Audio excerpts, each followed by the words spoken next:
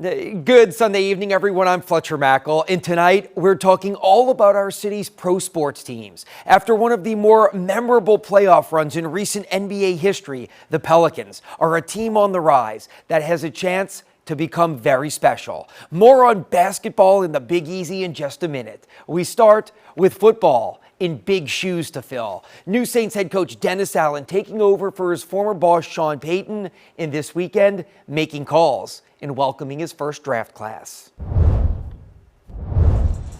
A no-nonsense Texan who's been described as mature and wise beyond his years. It should come as no surprise the 5 players making up Allen's 2022 draft class all feature the same traits. Here's team general manager Mickey Loomis. Tough, smart, they're all seniors, they're all captains. The headliners of the group are the 2 first-round picks, Ohio State wide receiver Chris Olave and Northern Iowa offensive tackle Trevor Penning. A 6'7", 320-pounder, Penning has been described as mean and nasty in the trenches, and Allen loves that. If a puppy doesn't bite when he's young, he's not going to bite when he becomes a dog. So I'd rather pull the reins back than have to kick him to get him going.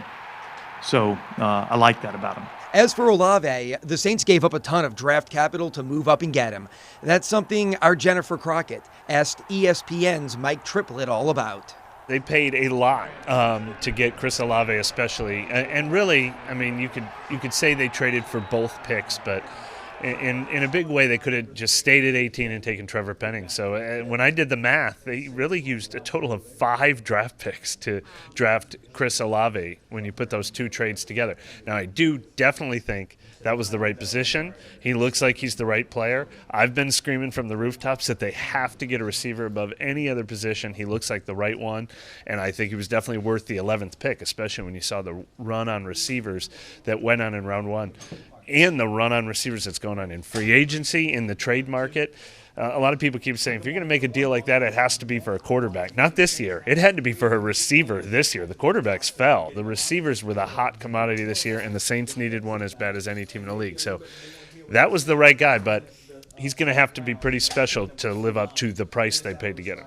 A trio of defensive players rounded out the 2022 draft. Tennessee defensive back Alontae Taylor, App State linebacker DeMarco Jackson, and Air Force defensive tackle Jordan Jackson, who was actually a bit surprised when Dennis Allen called him. It was kind of just a long day, a little stressful, not knowing when or where I would go. Then I got that phone call. Actually, when I got the phone call, I didn't even think it was real at first. I kind of thought it was going to be a joke. I told all my family and friends, like, it's like, no, it's not the real thing. It's not the real thing. And as I started talking more, I was like, wait, this is actually the real thing. So it's a crazy day. Feel blessed. I'm just so happy. It's surreal. The Saints also signed 17 undrafted players. If you'd like to read about all of those guys, you can go to WDSU.com right now. And the Saints aren't done adding players. ESPN's Adam Schefter reports the team is making an aggressive push to sign local star Tyrann Mathieu. The Honey Badger is, of course, a product of St. Augustine High School and LSU. A free agent after spending the last 3 seasons with the Kansas City Chiefs, Mathieu visited the Saints earlier this month, a 3-time Pro Bowl and 3-time All-Pro selection. On paper, Mathieu seems like he'd be a perfect fit with his hometown team.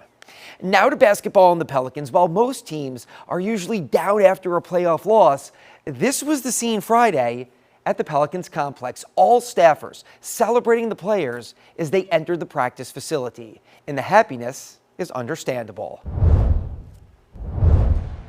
It took a historic effort from future Hall of Famer Chris Paul to knock the Pelicans out of the playoffs, but a core featuring Brandon Ingram, CJ McCollum, Jonas Valanciunas, as well as a rookie class that may be the best in the NBA, knows it'll be back. I'm extremely excited. Words cannot describe how excited I am. I'm ready to get right back to work. Unfortunately, I can't. I got to take a little time off, and our guys need some time to recover. But we're all excited here. And, my message to our team is that there will be expectations. We won't sneak up on people, but that's good. That's what lets you know you're a good team, and that's what we're striving to become. A great team on the court and a great organization overall. Once looked at as an undesirable basketball outpost, Executive Vice President David Griffin has worked hard to change the culture in the perception of New Orleans, and he's succeeding. This organization has been incredible since I got here. These people are great. The fan base is incredible. I would love to make this a permanent stay. It's nice when players that have been in other teams and multiple other teams will tell you that this is the best run group they've been around. They love the way our organization functions. That's really cool. What would also be cool, getting back happy and healthy 21-year-old All-Star Zion Williamson. While the Pelicans became a ray of sunshine this season, Zion missing the entire year due to injury and his perceived unhappiness with the team was a dark cloud over the franchise. On Friday, Zion met the media for the first time since September to clear things up. I can't control rumors and how people feel about certain things, but anybody that know me know I want to be here. If they feel otherwise, I can't help that. But if you know me, you know I want to be here. I think his level of buy-in, he just told you, right? So I don't really need to describe that, I don't think. But I'm grateful that he understands exactly what he's witnessing.